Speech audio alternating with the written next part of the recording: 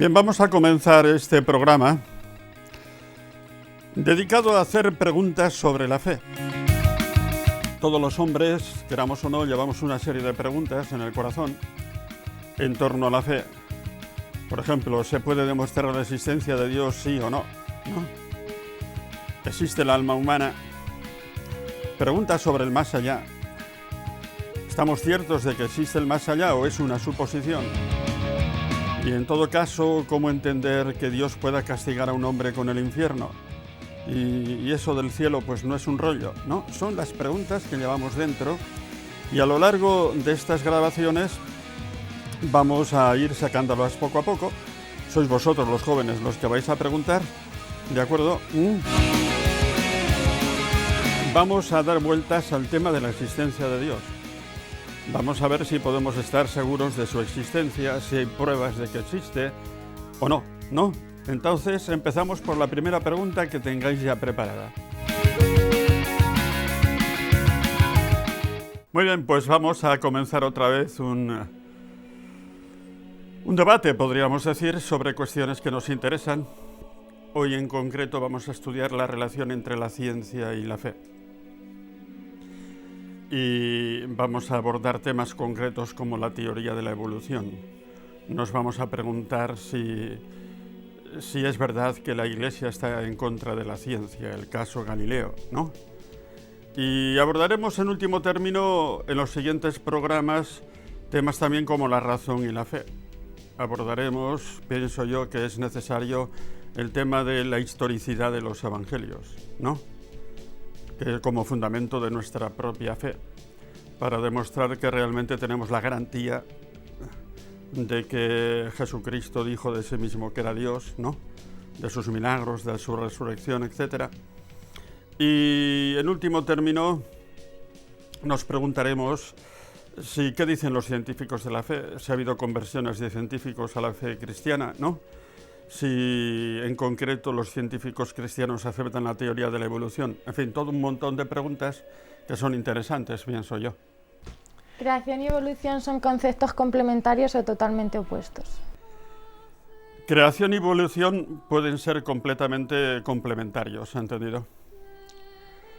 Es decir, la Biblia no nos habla de la evolución porque no es el objetivo de la palabra de Dios hablarnos de cuestiones de tipo científico.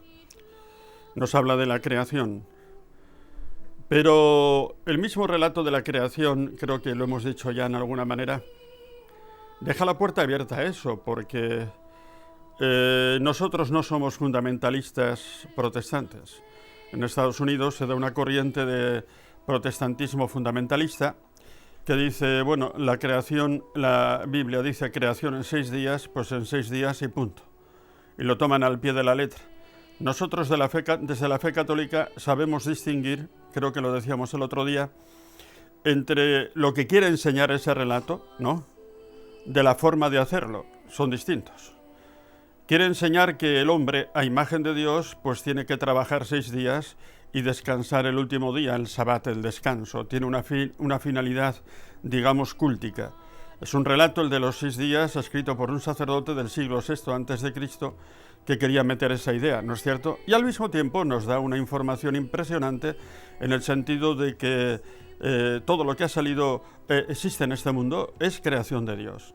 Los pájaros, las aves, los reptiles, todo es criatura de Dios, y por supuesto el hombre. Y por lo tanto todo el ser que tienen las criaturas lo están recibiendo constantemente de Dios, porque la creación no es solamente algo que ocurrió, sino algo que está ocurriendo todos los días, porque en todo momento estamos recibiendo de Dios el ser que tenemos. No es así lo que llamaba Santo Tomás la participación del ser. Nosotros tenemos un ser recibido, participado, y lo estamos recibiendo en cada minuto de Dios. Entonces, la Iglesia está abierta en principio a la evolución. Y un hombre de fe tiene que aceptar todo lo que la ciencia haya probado con claridad. ¿Me habéis entendido? Porque ninguna verdad que sea auténtica verdad puede estar en contra de nuestra fe. Por ejemplo, a mí me ha ocurrido en Burgos, yo no sé si sabéis, que hay unos yacimientos del hombre prehistórico en Atapuerca, y ahí se están haciendo unas investigaciones sobre ese hombre, ese homo, y en un principio decían que han descubierto ahí un preneandertal que tendría 800.000 años. Ahora se habla incluso de que hay también restos del Homo erectus, que es todavía anterior.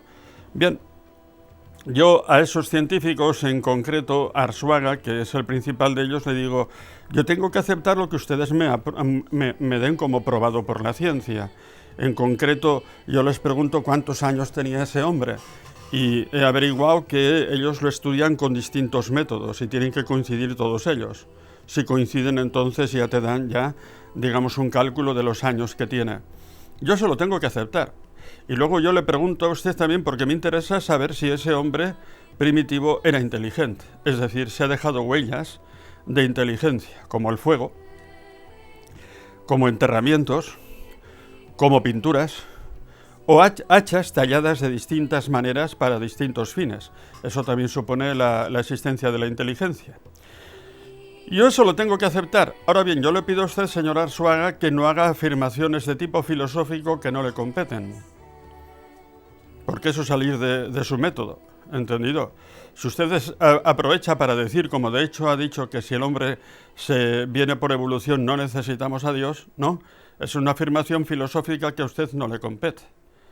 A Dios no se le puede ni afirmar ni negar desde la ciencia, porque no es una realidad empíricamente verificable. El objeto de la ciencia es todo aquello que es empíricamente verificable, ¿entendido? Bien sea de tipo físico o psicológico, ¿no?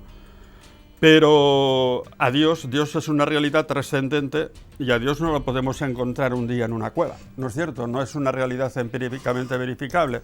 Por lo tanto, usted no aproveche eso para quitar la fe a la gente. Yo le he respondido una vez a algún artículo en el Diario de Burgos diciéndole eso, y en concreto también este libro pequeñito, porque creo, le cito y traigo una frase suya que es inaceptable, diciendo que ya no necesitamos a Dios porque la ciencia ha probado que venimos de un primate. ¿Entendido? Bien. Entonces, son dos campos distintos. El campo de la ciencia es legítimo. El cristianismo acepta, por supuesto, la existencia de la ciencia, y es más, habría que decir que la ciencia ha nacido en un mundo cristiano. Porque la ciencia ha nacido en un mundo que la Iglesia ha predicado como un mundo creado por Dios. Si está creado por Dios, tiene un orden. ¿No es cierto? No es un caos, ¿no es así?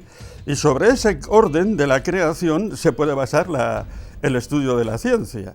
Es decir, no se puede hacer ciencia si decimos que este mundo pues, es caótico, que no viene de Dios, justamente porque es un mundo creado por Dios, tiene un orden y entonces está sujeto también a un estudio a distintos niveles, ¿no? Y la ciencia, ¿dónde se ha desarrollado? La ciencia ha nacido digamos, en países que eran cristianos de raíz, ¿entendido? ¿No? Aunque se haya desarrollado a lo largo del tiempo, pues la ciencia en último término ha existido desde un principio, aunque últimamente se haya desarrollado mucho más, porque nuestros instrumentos de investigación son más perfectos. Entonces, indudablemente no puede haber oposición. Y la Iglesia, si ve que hay algo en la teoría de la evolución que está probado, lo tiene que aceptar. Y en concreto, hoy en día se acepta ya por parte de todos los científicos. Yo quisiera decir que muchos científicos de renombre son cristianos, por supuesto, que aceptan la teoría de la evolución, ¿cómo no?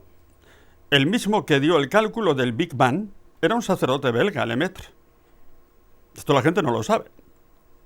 El primero que habló del Big Bang y calculó esa explosión fue ese sacerdote belga, Lemaitre. Y científico era, por ejemplo, Mendel, el que estudió todas las leyes de transmisión de la genética. ¿No es cierto? Era un agustino. Y científicos cristianos que acepten la teoría de la evolución, yo diría que prácticamente todos. Por fijarme en los nombres que me vienen de memoria, yo citaría a Marcozzi, que lo tuve de profesor en la Gregoriana de Roma, Artigas, que ha muerto hace 2 o 3 años, un hombre que estudiaba siempre la relación de la fe y la ciencia, del Opus Dei, profesor en la Universidad de Navarra, que ha muerto hace poco. Y, por ejemplo, Grasset, un francés que a mí me hizo mucho bien, porque realmente él arremetía contra la teoría de Darwin, que lo basaba en digamos, en el azar, ¿no? O mejor dicho, el neodarwinismo. Ya hablaremos de eso. Y otros, pues, por ejemplo, Ronheimer, por ejemplo, el cardenal de Viena, Schönborn, tiene un librito precioso, en alemán se titula Ziel oder Zufall, orden o casualidad, ¿no es cierto? Y acepta totalmente la teoría de la evolución, pero diciendo que, algo que es obvio, que la misma teoría de la evolución presenta interrogantes de tipo filosófico a los que la ciencia no puede responder. Y que hay que responder desde la filosofía o desde la fe. Esto lo podemos ir ahora determinando bien. Es decir, ningún problema si cada uno guarda su propio método, ¿no es cierto?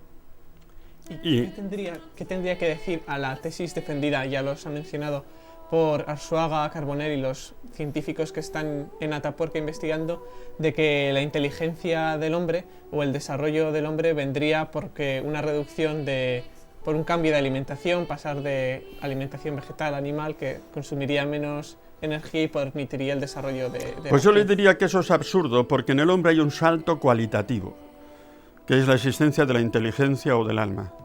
¿Me entiendes? Es decir, si yo le doy este bolígrafo, ¿no?, a un perro, lo puede ver mejor que yo, lo puede oler mejor que yo, porque en los sentidos los animales muchas veces son superiores a nosotros. Y está demostrado que hay animales que tienen un cerebro más desarrollado que el nuestro, entendido, con mayor capacidad, digamos, sensorial. Entonces, indudablemente, esto lo pueden, pero un perro no dirá nunca, aquí hay algo, un ser. Porque eso es llegar a la abstracción del ser. Eso solamente ya lo hace la inteligencia, que es una facultad del alma, ¿me entiendes? Por la abstracción. Y ahí no llegará nunca. Y yo a los científicos les digo, miren ustedes, yo acepto la existencia del cerebro, ¿cómo no? ¿Y el cerebro qué es? Pues es una computadora que tiene millones de sensaciones y de imágenes, ¿no es así? Y también las tienen los animales. Los perros sueñan. ¿Por qué sueñan los perros? Pues porque tienen imágenes agradables o desagradables, ¿no es cierto? Y lo expresan con sus movimientos, con sus ladridos, etc. Sueñan, pero un perro no dirá nunca, estoy viendo una flor, porque eso es llegar ya al conocimiento de la esencia. Tiene imágenes, ¿me entiendes? Pero el cerebro no fabrica conceptos. Entonces, por ejemplo, ahora cuando he dado una conferencia sobre esto en Estados Unidos, me han dicho en el diálogo, miren ustedes hablan de alma, nosotros aquí hablamos de la mente, de mind. Yo les digo, yo también admito de la mente, pero ¿qué es la mente? ¿Solo cerebro? No. Un perro también tiene cerebro, ¿no es cierto? Tiene imágenes, y mejores que yo, ¿no es cierto? Pero un perro no llegará nunca al conocimiento abstracto, a decir, aquí hay un bolígrafo. Eso no lo va a decir nunca un perro. Aquí hay una realidad. Eso no lo va a decir nunca un perro, porque eso es la abstracción. Es un conocimiento de tipo abstracto que realiza solo la inteligencia, y eso es un salto cualitativo. Es decir, el cerebro no produce conceptos. ¿Y la Iglesia podría admitir que otras especies de homínidos, como se están investigando en Atapuerca, tuvieran inteligencia o estuvieran al otro lado del salto cualitativo? Es decir, yo puedo admitir que, y pregunto, lo he dicho ya, a los investigadores si me digan si han dejado huellas de inteligencia. Y entonces podemos hablar de un hombre. ¿No es cierto? ¿Sí o no? Dígame si hay fuego, enterramientos, ¿no? Si hay pinturas, si hay tallado de hachas de diferentes maneras que implica la inteligencia. Eso lo tengo que preguntar. Y entonces me dicen, sí, yo acepto entonces lo que digan ustedes desde el punto de vista científico, siempre que esto me lo den por probado. Es decir, el Homo erectus, todo el mundo está de acuerdo en que era inteligente. Hace 1.300.000 años, 1.500.000 años, ¿no es cierto? A mí eso no me da ningún miedo. Era inteligente. Y como dice un científico que es sacerdote, muy conocido en Italia, no en España, Facchini, aunque hay un libro suyo traducido al español precioso, y el hombre apareció sobre la tierra, así se titula, Facchini. Pues esta Facchini dice, la inteligencia o se tiene o no se tiene. No hay un término medio, ¿no es cierto? O se da o no se da. Entonces, con la inteligencia hay un salto cualitativo. ¿Me entiendes, Lucy? Que va mucho más allá de la física.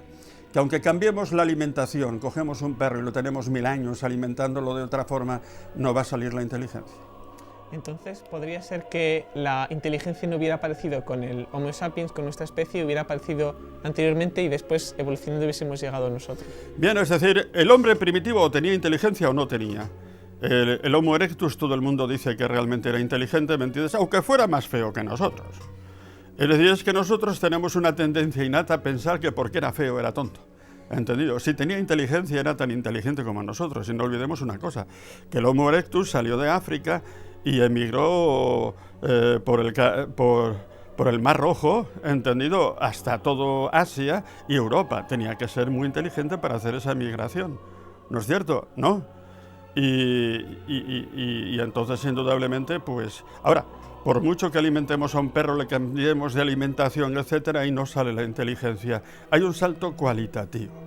¿Me entiendes? Lo mismo que la libertad, hemos hablado ya del alma, no saldrá nunca en un animal. Hay un salto cualitativo. La libertad se basa en que el hombre trasciende la determinación genética. Ya lo dijimos, ¿no? Es autodeterminación.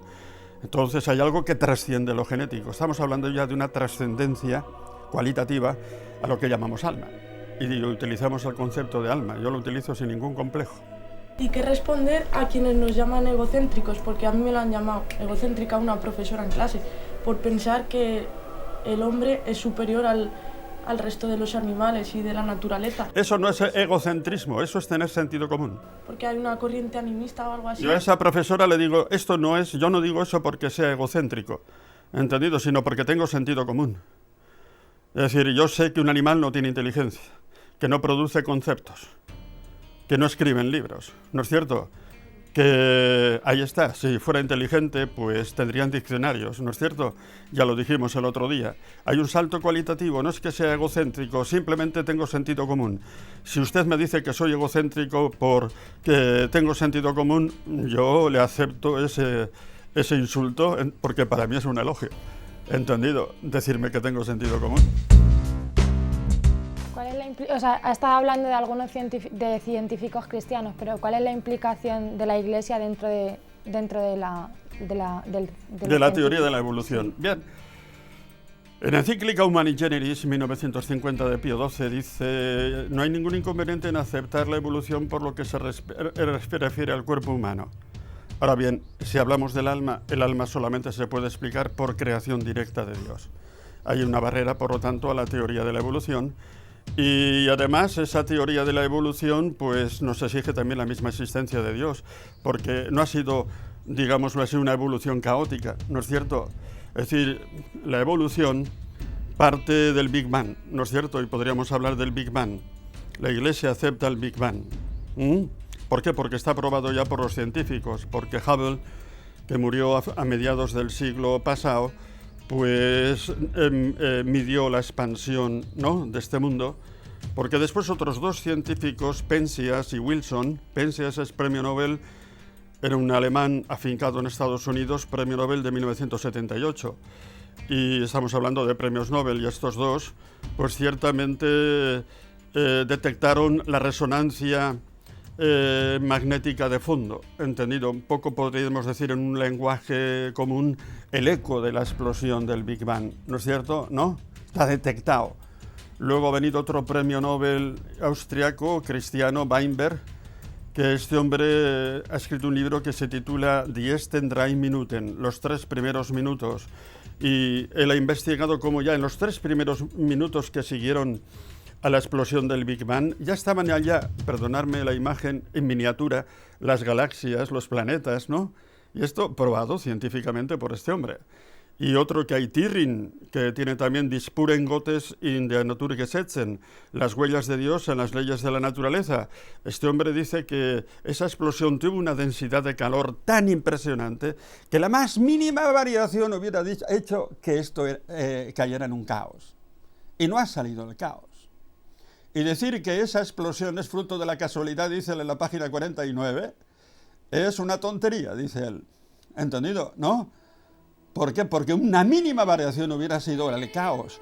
Y esa particulita que explotó, la designan así como 0,4801 fracción de núcleo de átomo de hidrógeno, que es el más pequeño, y explotó en una fracción de segundo, 0,3101 fracción de segundo. Y esa particulita por sí sola llegó a realizar el proyecto hombre o el proyecto mujer. Por sí sola es imposible, porque nadie tiende a un proyecto si no lo conoce.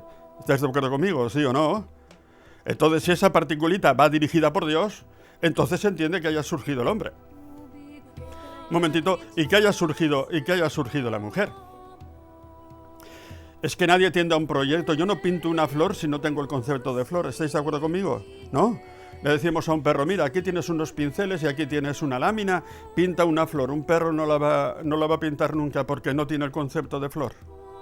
Esa particulita no tenía el concepto de hombre y salió el hombre, ¿no es cierto? Si va dirigida por Dios, dice Facchini, se entienda que surge el hombre, si no es absurdo.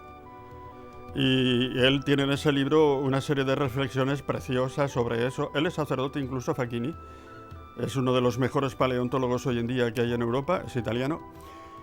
Y entonces, indudablemente, dice él, es que la teoría de la evolución suscita interrogantes de tipo filosófico.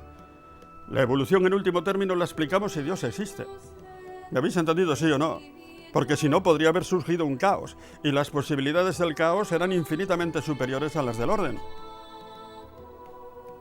De tal manera que, por ejemplo, lo decíamos el otro día, se han calculado posibilidades. ¿Qué posibilidades hay de que el orden alfabético salga tirando recortadas en cartón las letras, una a una al azar, salga el orden alfabético desde la A hasta la Z?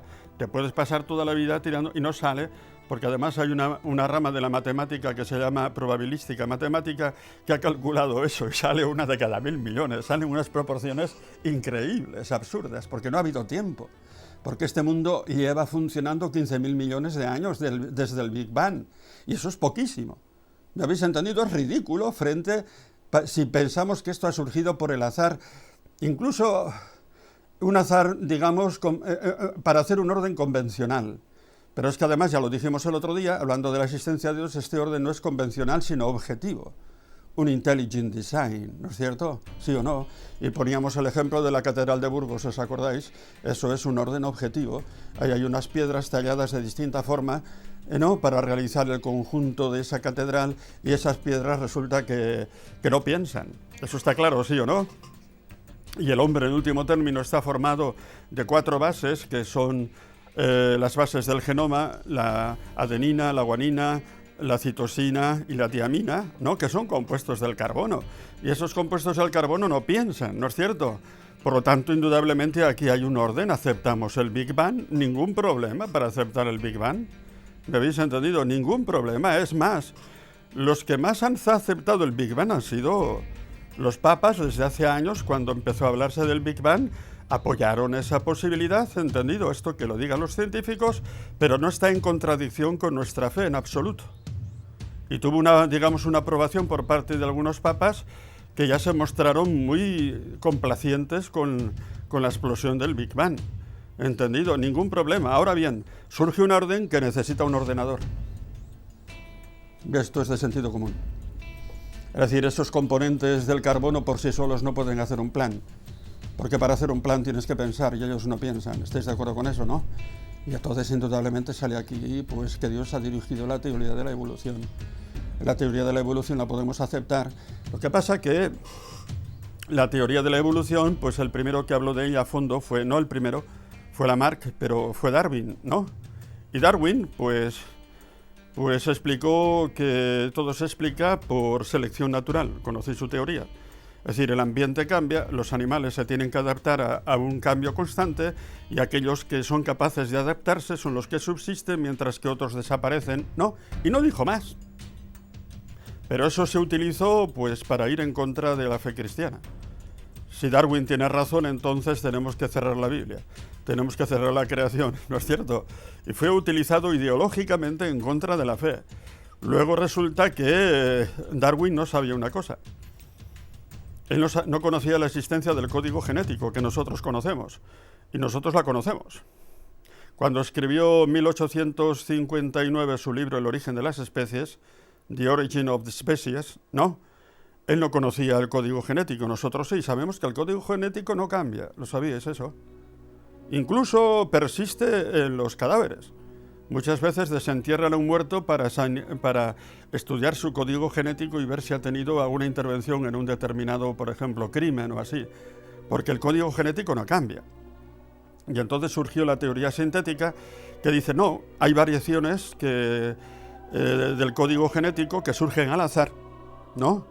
y después ya viene la selección natural. Es lo que se llama la teoría sintética, la darwinista, en la que está militando pues un filósofo inglés como Dawkins, no Hawkins, sino Dawkins, y se aferra a ella, pero es absurdo porque eso ya es meter el concepto de azar, que ya no es un concepto científico, es filosófico y de mala filosofía, porque el azar no explicará nunca el orden, ¿no es cierto? Aquí no se puede negar que hay un orden, aquí no se puede negar que hay una finalidad, aquí no se puede negar que hay un principio andrópico, así se le llama, que toda la evolución ha culminado en el hombre, ¿no es cierto? ¿No? Y entonces, pues indudablemente esto exige naturalmente un ordenado. Bien, entonces hemos abordado el tema de la teoría de la evolución, por lo menos en los principales rasgos, y hemos llegado a una conclusión que no hay ningún problema en aceptar la teoría de la evolución. Eso que nos lo digan los científicos, ¿no es cierto? Pero desde el punto de vista de la fe, nosotros no podemos tener ninguna objeción. ¿Entendido? Las objeciones están en cuando se hace una mala teoría de la evolución. Cuando se quiere explicar este orden, no por la casualidad. Eso es lo que no explica, ¿no es cierto? O cuando se quiere negar la superioridad del hombre que tiene en su alma respecto a los animales. No es así. Eso ha quedado clarísimo. Nuestro conocimiento parte de las imágenes sensibles que tenemos en el cerebro, pero parte también de la abstracción, ¿no es cierto?, de la mente. Y entonces, pues nosotros podemos decir, esto que tengo en la cabeza, pues es una flor. Eso no lo dirá jamás un animal, ¿no es cierto? ¿No? Pues yo creo que con esto ha quedado, digamos, claro este primer tema.